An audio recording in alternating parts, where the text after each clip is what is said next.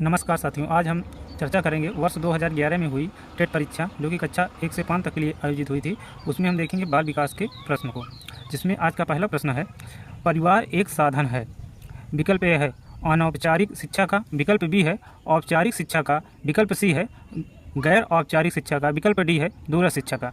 इसका सही उत्तर है विकल्प ए अनौपचारिक शिक्षा का। कुछ प्रश्नों में टिक लगा हुआ है, उसके बाद टिक नहीं लगा हुआ है। आप लोग इसमें जो सही प्रश्न है विकल्प देख लिए हैं। अगला प्रश्न है, एक शिक्षक के लिए सबसे महत्वपूर्ण क्या है?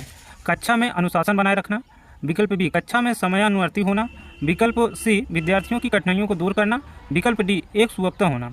इसमें हम इस प्रकार के प्रश्न में हम देखते हैं कि कौन विकल्प सबसे सही होगा, उसी का हम चयन करते हैं। इसमें विकल्प सी सही होगा, विद्यार्थियों की कठिनाइयों को दूर करना। अगला प्रश्न है, बच्चों के संज्ञानात्मक विकास को सबसे अच्छे तरीके से कहाँ परिभाषित किया जा सकता है? विकल्प ए है खेल के मैदान में, विकल्प बी है विद्यालय एवं कक्षा में, विकल्प सी है ऑडिटोरियम में, विकल्प डी है गृह में। इसका सही उत्तर है विकल्प बी विद्यालय एवं कक्षा में। अगला प्रश्न है, बच्चों में संवेगात्मक समायोजन प्रभावी होता है। विकल्प ए है व्यक्तित्व निर्माण में, विकल्प बी है कक्षा शिक्षण में, विकल्प सी है अनुशासन में, विकल्प डी है उपरोक्त सभी में। तो संवेगात्मक समायोजन इन सभी में प्रभावी होता है।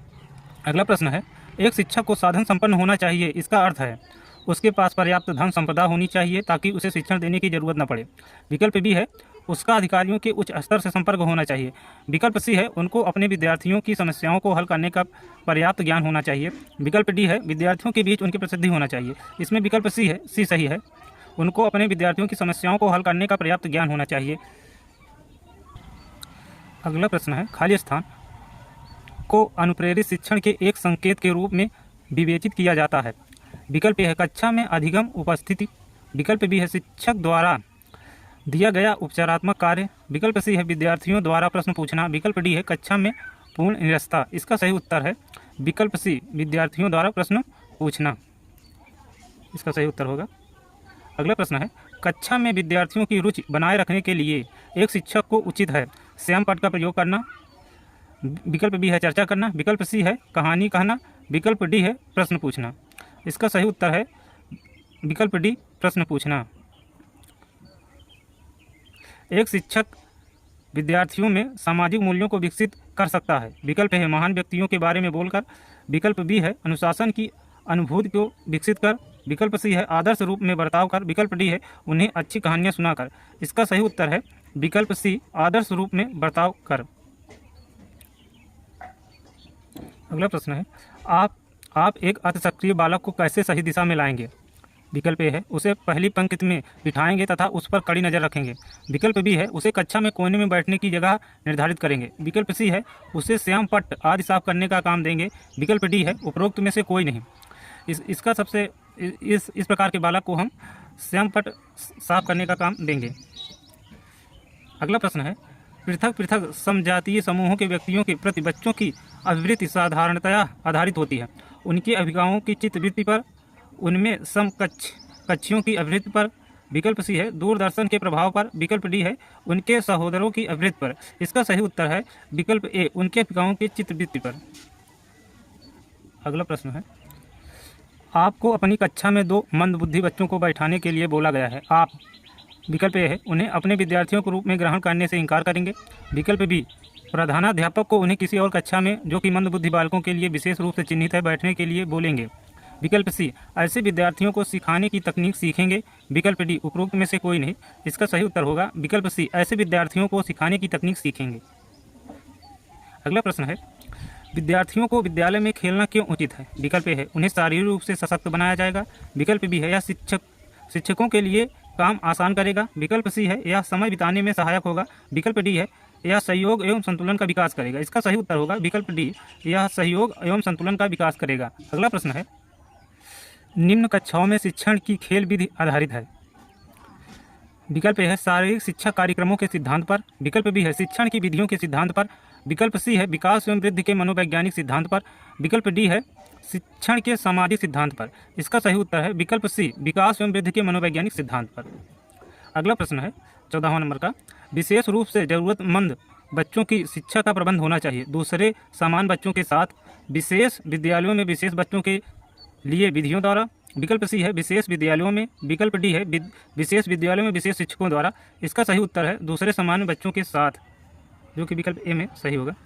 अगला प्रश्न है, अधिगम के प्रक्रम में अभिप्रेरणा। विकल्प ए है सीखने वाले की स्मृति को तेज बनाता है। विकल्प बी है पुराने अधिगम से नए अधिगम को विभेदित करता है। विकल्प सी है एक दिशीय रूप से सोचने में सीखने वालों को प्रस्तुत करता है। विकल्प डी है नए सीखने वालों में अधिगम के लिए रुचि का सृजन करता है। इसका सही उत्तर होगा विकल्प डी, नए सीखने वालों में अधिगम के लिए रुचि का सृजन करता है। अगला प्रश्न है, डिसलेक्सिया संबंधित है।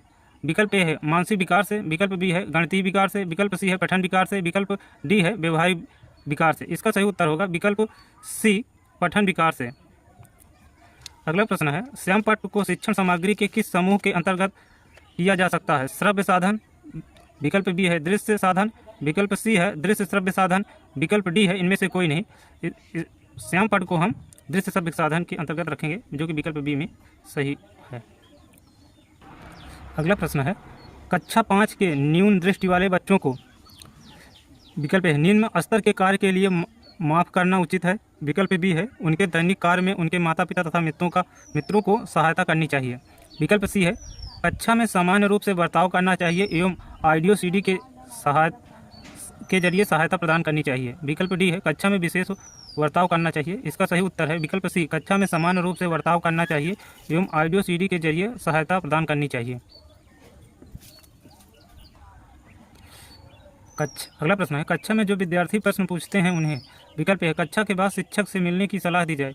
विकल्प बी कक्षा चर्चा में भाग लेने के लिए प्रोत्साहित किया जाना चाहिए। विकल्प सी है लगातार प्रश्न पूछने के लिए प्रोत्साहित करना चाहिए। विकल्प डी है स्वतंत्र रूप से उत्तर ढूंढने के लिए प्रोत्साहित करना चाहिए। इसका सही उत्तर है विकल्प सी, लगातार प्रश्न पूछने के लिए प्रोत्साहित करना चाहिए।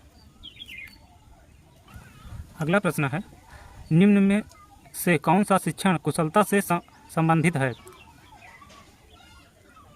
विकल्प है श्यामपट्ट पर लिखना। विकल्प बी है प्रश्न को हल करना। विकल्प सी है प्रश्न पूछना। विकल्प डी है उपरोक्त सभी।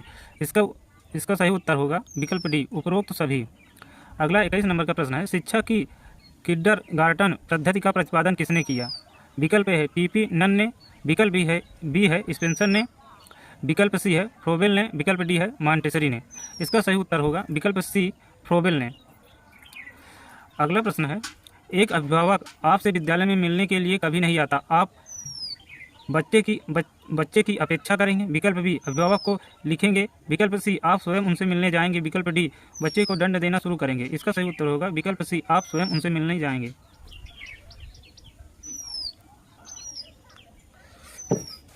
अगला प्रश्न है, बचपन का एक सांप्रदायिक दृष्टिकोण मान्यता है। विकल्प ए है बहुत तरीके से बच्चे प्राप्त वयस्कों के बराबर हो जाते हैं। विकल्प बी बच्चों को युवा प्राप्त वयस्कों के रूप में सबसे अच्छा माना जाता है। विकल्प सी बचपन आधारित रूप से प्रतीक्षा अवधि है। विकल्प डी है बचपन वृद्धि एवं परिवर्तन की एक अनूठी अवधि है। ये विकल्प डी सही होगा इसमें, बचपन वृद्धि एवं परिवर्तन की एक अनूठी अवधि है। अगला प्रश्न है, असंगठित घर से आने वाला बच्चा सबसे अधिक कठिनाई का अनुभव करेगा। विकल्प ए सुनिर्मित पाठों में। विकल्प बी स्वतंत्र अध्ययन में। विकल्प सी नियोजित निर्देश में। विकल्प डी अभ्यास पुस्तिका में। इसका सही उत्तर होगा विकल्प बी स्वतंत्र अध्ययन में। अगला प्रश्न है, एक प्रमाणीकृत पठन परीक्षण लेने के लिए 5वीं कक्षा को प्रस्तुत करने में शिक्षक को अधिकाधिक परामर्श दिया जाता है कि विकल्प है बच्चों को बोलने की प्रशिक्षण बहुत महत्वपूर्ण है तथा वह उसमें अच्छा प्रदर्शन करेगा।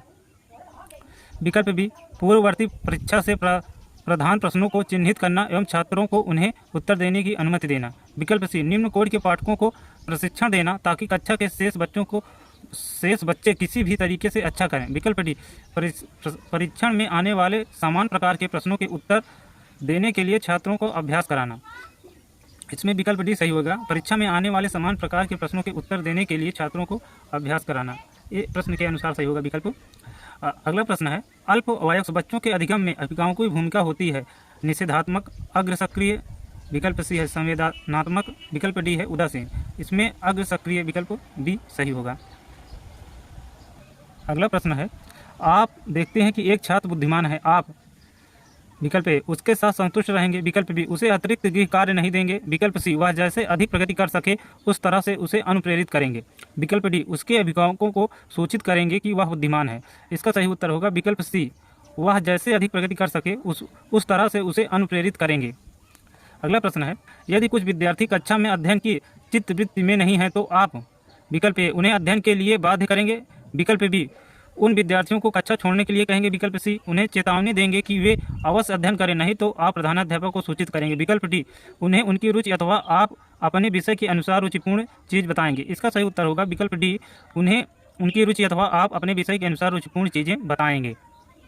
अंतिम के 2 प्रश्न बचे हैं 29 और 30। 29 नंबर का प्रश्न है, वह स्तर जिसमें बच्चा किसी वस्तु एवं घटना के बारे में तार्किक रूप से सोचना शुरू करता है कहा जाता है, विकल्प ए संवेदन प्रणोद अवस्था, विकल्प बी औपचारिक अवस्था, विकल्प सी पूर्व क्रियात्मक अवस्था, विकल्प डी मूर्त क्रियात्मक अवस्था। वह स्तर जिसमें बच्चा किसी वस्तु एवं घटना के बारे में तार्किक रूप से सोचना शुरू कर देता है कहा जाता है, विकल्प डी है मूर्त क्रियात्मक अवस्था में। अगला प्रश्न है 30 नंबर का और आखिरी प्रश्न, बच्चों के बौद्धिक विकास के लिए 4 सुस्पष्ट स्तरों को पहचान गया था, कोहलबर्ग द्वारा, एरिक्सन द्वारा, स्किनर द्वारा, पियाजे द्वारा। इसका सही उत्तर है विकल्प डी द्वारा, विकल्प डी पियाजे द्वारा। ये था आज का अंतिम प्रश्न। ये सभी प्रश्न 2011 की परीक्षा में कक्षा 1 से 5 तक के टेट लेवल में आया था।